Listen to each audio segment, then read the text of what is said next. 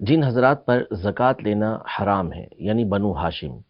جن کو زکوٰۃ لینے سے منع کیا گیا کہ ان کے اوپر زکوٰۃ نہیں لگے گی، تو ایک قول کے مطابق اہل بیت ان افراد کو کہا جاتا ہے۔ یعنی حضرت عبد المطلب کی اولاد میں سے حضرت علی، حضرت عباس، حضرت جعفر، حضرت عقیل اور حضرت حارث، ان کی جو اولادیں ہیں ان کے اوپر زکوٰۃ نہیں لگتی، اور انہی کے بارے میں ایک قول یہ ہے کہ ان کو اہل بیت کہا جاتا ہے۔ جیسا کہ ایک حدیث پاک میں نبی پاک صلی اللہ تعالیٰ علیہ وآلہ وسلم نے یہ ارشاد فرمایا کہ ہم آل محمد یہ زکوٰۃ نہیں کھاتے، ہم صدقہ نہیں کھاتے۔ تو اس سے استدلال کرتے ہوئے بعض علماء نے فرمایا کہ یہ حضرات سب کے سب اہل بیت کے اندر ہیں، جبکہ بعض علماء کے مطابق ایک حدیث مبارکہ میں یہ ارشاد ہوا کہ آل محمد کل تقی، کہ ہر متقی مسلمان یہ آل محمد ہے، لیکن صحیح اور درست بات یہ ہے کہ نبی پاک صلی اللہ تعالیٰ علیہ وآلہ وسلم کی ازواج مطہرات اور نبی پاک صلی اللہ تعالیٰ علیہ وآلہ وسلم کی اولاد، یہ نبی پاک صلی اللہ تعالیٰ علیہ وسلم کے اہل بیت کہلاتے ہیں، یہ سب کے سب اہل بیت اطہار کے اندر شامل ہیں۔ حدیث مبارکہ میں صحیح بخاری شریف کے اندر جب صحابہ کرام علیہم رضوان نے عرض کی کہ ہم آپ پر درود پاک کیسے پڑھیں، تو نبی پاک صلی اللہ تعالیٰ علیہ وآلہ وسلم نے ان سے یہ ارشاد فرمایا کہ قولوا اللہم صلی علی محمد وعلی ازواجہ وذریتہ۔ جو درود ابراہیمی پورا پڑھنے کا ہے طریقہ کار، اس میں صحیح بخاری شریف کی ایک حدیث کے اندر نبی پاک صلی اللہ تعالیٰ علیہ وآلہ وسلم نے اپنی ازواج پر بھی درود پڑھنے کا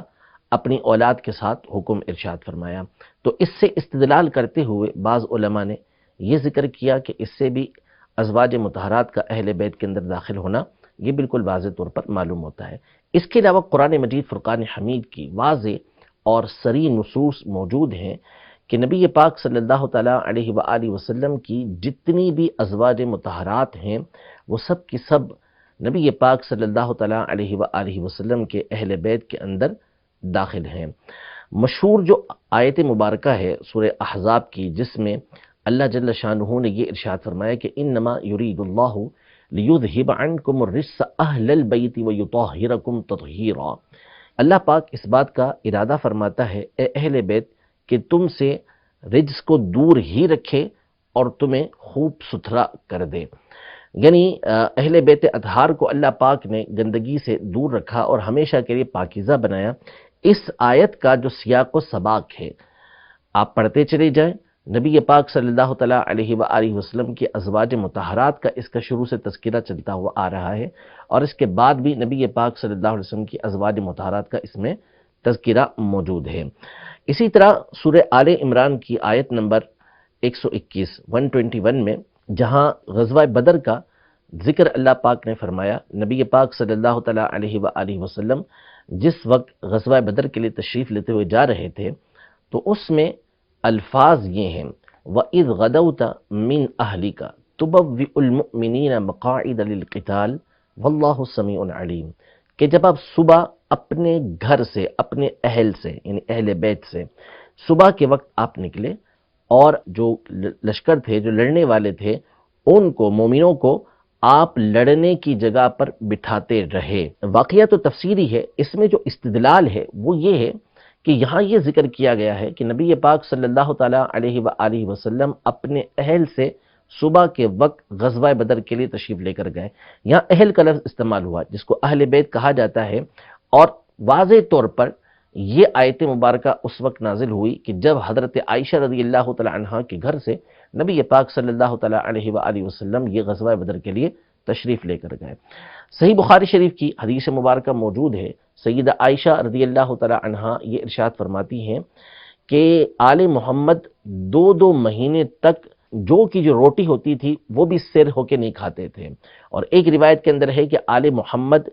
ان کے 3 چاند گزر جاتے تھے اور چولہا نہیں جلتا تھا، آگ نہیں جلتی تھی ان کے گھر کے اندر۔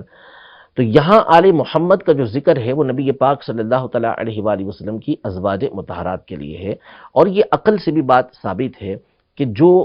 گھر کی خواتین ہوتی ہیں، بیویاں ہوتی ہیں، ظاہر وہ گھر کے افراد ہی ہوتے ہیں، اور اسی طرح جو اولاد ہوتی ہے وہ گھر کے افراد ہی ہوتے ہیں۔ تو یہ وہ حضرات ہیں کہ جن کا اہل بیت سے ہونا بالکل واضح ہے، البتہ چند ہستیاں اور ہیں جن کو اعزاز کے طور پر نبی پاک صلی اللہ تعالیٰ علیہ وآلہ وسلم نے اہل بیت اطہار کے اندر شامل فرمایا، جن میں سر فہرست نام سیدنا علی المرتضی کرم اللہ تعالی وجہہ الکریم کا ہے کہ جب یہ آیت مبارکہ نازل ہوئی، نبی پاک صلی اللہ تعالیٰ علیہ وآلہ وسلم نے حضرت سیدہ فاطمہ زہرا رضی اللہ تعالیٰ عنہا، حضرت سیدنا امام حسن، سیدنا امام حسین اور مولا کائنات مولا مشکل کشا حضرت علی المرتضی کرم اللہ تعالی وجہہ الکریم کو اپنے ساتھ ایک چادر میں دیا اور اللہ پاک کی بارگاہ میں یہ عرض کی کہ یا اللہ عز و جل یہ میرے اہل بیت ہیں۔ تو اس میں سیدنا علی المرتضی کرم اللہ تعالی وجہہ الکریم کو بھی نبی پاک صلی اللہ تعالی علیہ وسلم نے اہل بیت کے اندر شامل فرمایا۔ تو یہ سب سے اعلیٰ ہستی ہیں کہ جن کو نبی پاک صلی اللہ تعالی علیہ وآلہ وسلم نے اہل بیت کے اندر شمار کیا ہے۔ اس طرح اور صحابہ کرام علیہم رضوان ہیں، لیکن ان کو دوسرے لحاظ سے اہل بیت کے اندر نبی پاک صلی اللہ علیہ وسلم نے محبت کے طور پر ان کی قربت کی وجہ سے اپنے اہل بیت کے اندر شمار کیا، جیسے سیدنا سلمان فارسی رضی اللہ تعالی عنہ کہ مستدرک حاکم کی حدیث مبارکہ ہے، نبی پاک صلی اللہ تعالی علیہ وسلم نے ارشاد فرمایا کہ سلمان یہ ہمارے اہل بیت میں سے ہیں۔ اسی طرح معجم کبیر طبرانی کی حدیث مبارکہ ہے جس میں نبی پاک صلی اللہ تعالی علیہ وسلم نے حضرت سیدنا جریر بن عبداللہ البجلی رضی اللہ تعالی عنہ جو صحابی ہیں، ان کو بھی ارشاد فرمایا کہ جریر یہ ہمارے اہل بیت میں سے ہیں۔ تو ان کو تکریم کے لیے، تعظیم کے لیے اور ان کی فضیلت کو بیان کرنے کے لیے نبی پاک صلی اللہ تعالی علیہ وسلم نے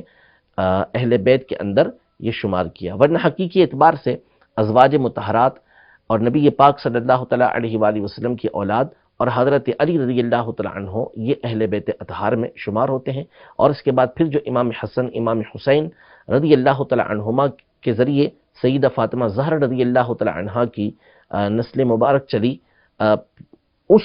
ان ہستیوں کو، اس خاندان کو اہل بیت یہ کہا جاتا ہے، جن کو ہم اپنے عرف کے اندر سادات کرام سید زادے بھی کہتے ہیں۔